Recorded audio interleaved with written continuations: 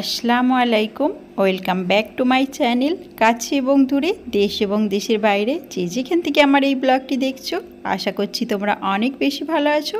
আলহামদুলিল্লাহ, আমরাও বেশ ভালো আছি।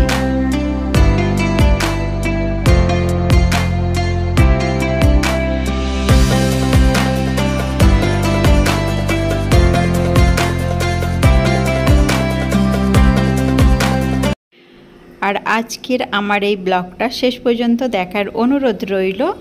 তবে আজকের ব্লগে থাকছে ইফতারের জোগাড়জাতি এইসব আর কি। যেহেতু এখন রোজার মাস, এখন তো সব কিছু এই ইফতার সেহরি ঘিরেই। তো ইফতারে আমি যেসব জিনিসগুলো আজকে আয়োজন করছি, তো সেগুলোই আমি পুরো রেসিপি সহকারে তোমাদের মাঝে শেয়ার করব।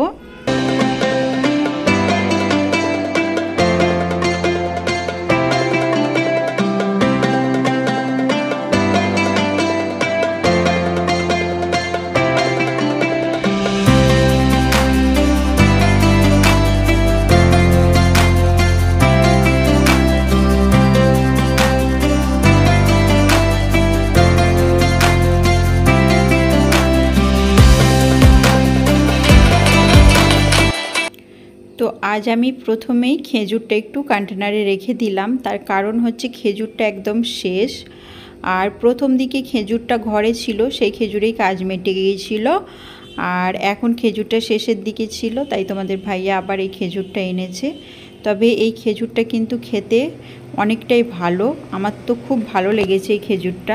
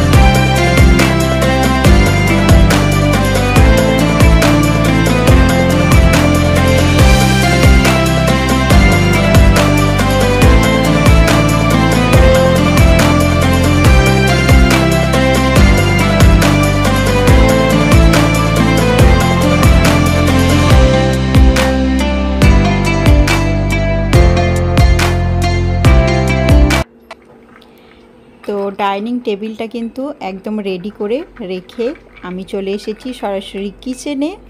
আর আজকে কিন্তু ইফতারের সব কিছু রেসিপি সহকারেই তোমাদের সাথে শেয়ার করব বলেছি। আর আমার বাড়িতে আমরা এই যে ছোলা মাখাটা যেভাবে খাই, সেটাই আর কি তোমাদের সাথে শেয়ার করছি। তো এটা সকাল থেকেই ভিজানো ছিল, এখন ভালো করে ছোলাটা ধুয়ে তুলে নিলাম।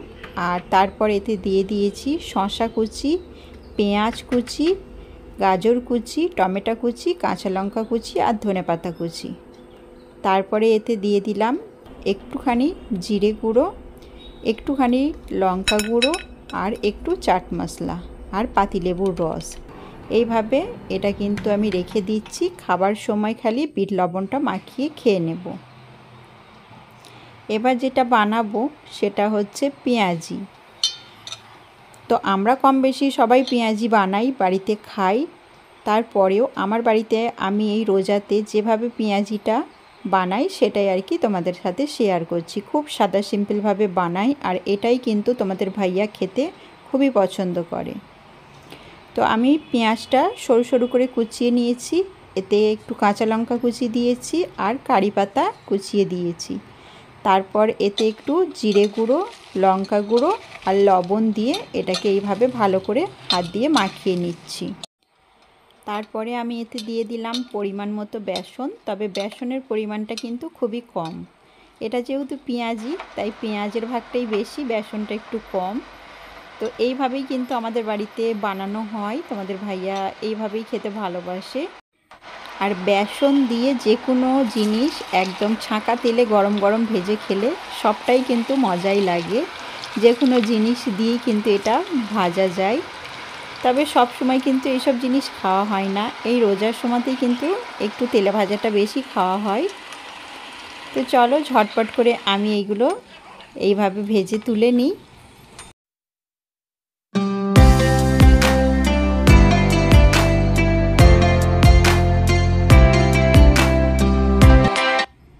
তবে আবারও চলে এলাম ডাইনিং টেবিলে, বাকি যে কাজগুলো আছে সেগুলোও সেরে নিচ্ছি, কারণ ইফতারের মানে সময়টা একদম হয়েই এসেছে সেই জন্য। আর বাকি পেঁয়াজিগুলো তেলে দিয়ে এসেছি।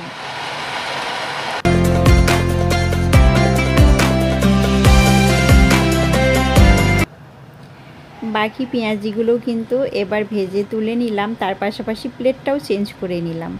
ছোট প্লেট হলে দেখা যায় ডাইনিং টেবিলে অনেক জিনিসের মাঝে এটাকে রাখতেও সুবিধা, আর তার থেকেও বড় কথা হচ্ছে দেখতেও বেশ সুন্দর লাগে ছোট জিনিস রাখলে।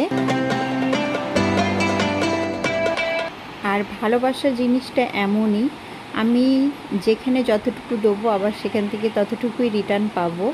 তো সেটাই আর কি, এদেরকে রোজ খাবার দিই, এদের ভালোবাসি, যত্ন করি, সেই জন্য এরাও বুঝে গেছে যে আমি এদেরকে খাবার দেবো। কাছে আসতেই কিন্তু খাবার জন্য এরা ছটফট করছিল। এবার আমি তোমাদের সাথে শেয়ার করব ইয়াম্মি ফ্রুট কাস্টার্ড। এই কাস্টার্ডটা খেলে পুরো প্রাণটা জুড়িয়ে যায়। আমার পরিবারের সকল মানুষরা কিন্তু এই ফ্রুট কাস্টার্ডটা খেতে অনেক বেশি ভালোবাসে। তো সেই জন্য ভাবলাম আজকে একটু তোমাদের সাথে এই ইয়াম্মি ফ্রুট কাস্টার্ডের রেসিপিটা শেয়ার করি। তো কাস্টার্ডটা আমি সকাল থেকে বানিয়ে ফ্রিজে রেখেছিলাম, আর বেশ কিছু ফল ফ্রুটও আমি কেটে ফ্রিজে রেখে দিয়েছিলাম। আর এখন একদম ইফতারের সময় হয়ে গেছে, তো সেই জন্য আমি এখন বের করে এটাকে রেডি করে নিচ্ছি। তবে আমার বাড়িতে যে সব ফল ফ্রুটগুলো ছিল সেগুলোই আমি এতে দিয়েছি। তবে যেগুলোতে একটু পানি পানি ভাব যে ফ্রুটগুলো, সেগুলো এতে না দেওয়াটাই ভালো। যেমন হচ্ছে তরমুজটা বিশেষ করে, আর শসাটাও না দিলে ভালো, তবে শসাটা দিলে আমার খেতে খুব ভালো লাগে, সেই জন্য শসা দিয়েছি। আর এদিক থেকে কিন্তু আমি ফ্রুটিগুলোও ঢেলে নিলাম, আর বিট লবণ দিয়ে এই যে ছোলা মাখাটা ভালো করে আমি মিক্সড করে দিলাম। এগুলো সব একদম পারফেক্ট হয়ে গেছে, রেডি একদম। আর আমি কিন্তু দেখতে ভালো লাগার জন্য কাস্টার্ডটাতে ওপর দিয়ে কিছু বেদানার দানা দিয়েছি, এটা কিন্তু দেখতে বেশি ভালো লাগে খাবার থেকে। তারপর যেটা করলাম আরও সুন্দর করার জন্য ছোট ছোট কাঁচের বোলে আমি এগুলোকে সার্ভ করলাম। তারপর তোমাদের ভাইয়াকে বললাম, কয় গো এগুলো একটু সুন্দর করে ক্যামেরা বন্দি করে দাও না।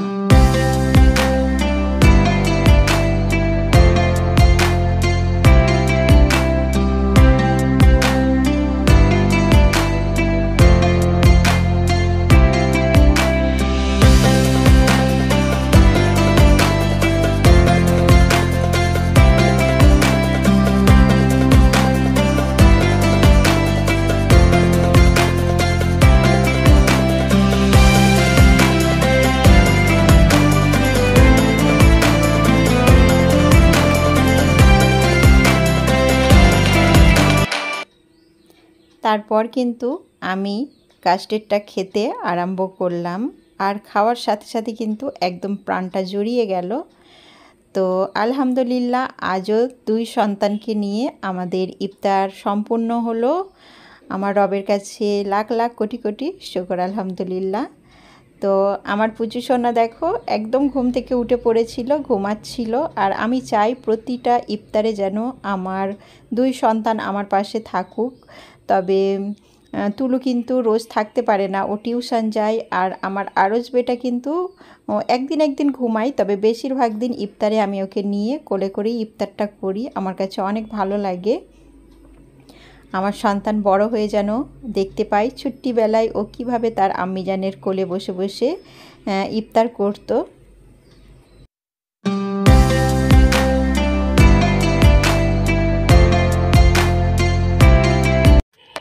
আর খাওয়া দাওয়া শেষে এই কাজকামগুলো তো আর বলার কিছু নেই। খাওয়া দাওয়া হয়েছে মানে এইসব কাজকাম থাকবেই, গোছানো, ধোয়া, মাজা।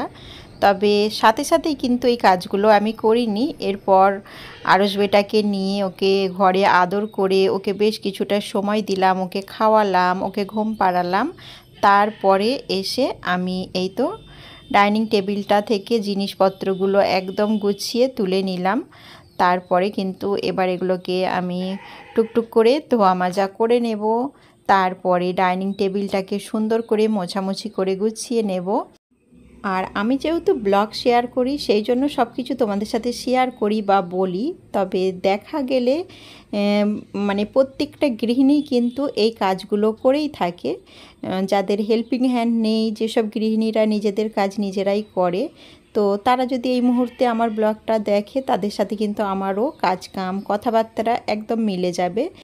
আর এরপর না বেশ কিছুটা রান্নাও এখনও বাকি রয়ে গেছে, তো সেই বাকি রান্নাটাও মিটিয়ে নেব। এখন কিন্তু রাত্রিরও বেশ কিছুটা হয়েই গেছে বলতে পারো, প্রায় 9টা বেজে গেছে। একটা দুষ্টু ছেলে, আরও একটা দুষ্টু ছেলে।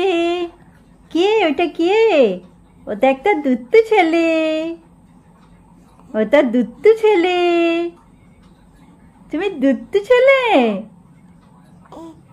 হ্যাঁ,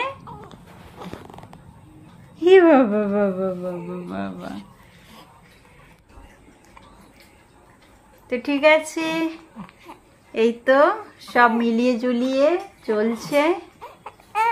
আজকের ইফতারটাও সবাই মিলে করলাম, খুব ভালো লাগলো। আমার বেটাও ঘুম থেকে উঠে পড়েছিল, আর তুলু বেটা টিউশন গিয়েছিল। ওর ম্যামকে ফোন করে বললাম আমার তুলুকে আজকে একটু 5:30টার মধ্যে ছুটি দিয়ে দিতে, যাতে আমাদের সাথে ইফতারটা করতে পারে।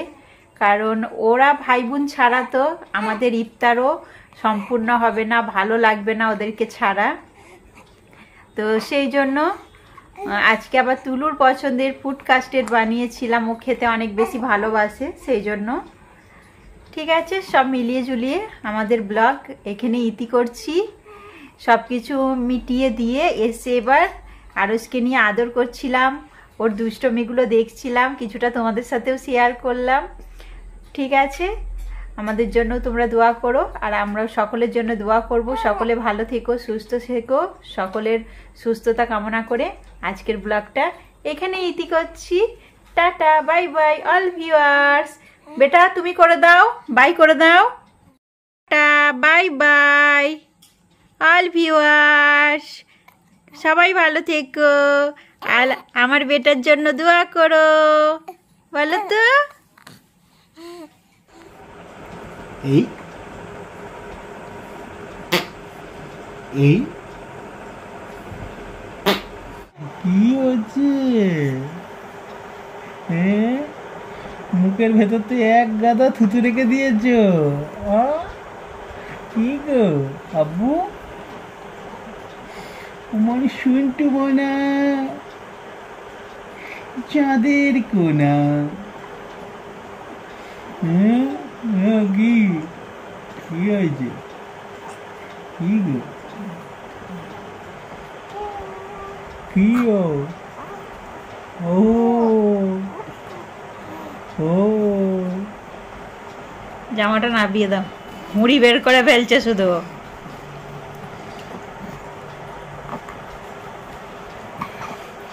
ওই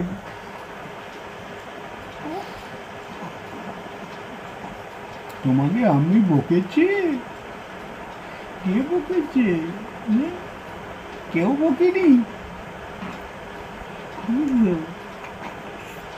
আজকে থেকে তারা বেশি ফুটানি মনে হচ্ছে তোমার। ডিডিং ডিডিং ডিডিং ডিডিং।